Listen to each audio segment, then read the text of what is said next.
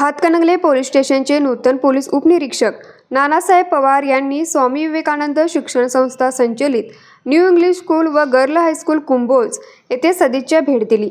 यावेळी त्यांनी विद्यार्थ्यांशी गप्पा मारत असताना पोक्सो कायदा, निर्भया पथक तसेच वाहतुकीचे आवश्यक असणारे नियम या विषयावर चर्चा केली। विद्यार्थ्यांनी शिक्षण घेत असताना एक ध्येय मनामध्ये बाळगून शिक्षण घेतले तर ते नक्कीच यशस्वी होऊ शकतात। परिणामी या वयात विद्यार्थ्यांचा तोल गेल्यास पुन्हा त्यांचा पश्चाताप करण्याची वेळ भावी आयुष्यात येते।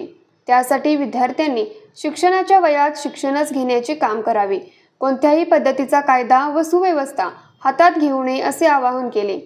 यावेळी मुख्याध्यापक कुर्णे यांच्या हस्ते पोलीस उपनिरीक्षक नानासाहेब पवार यांचा सत्कार करण्यात आला।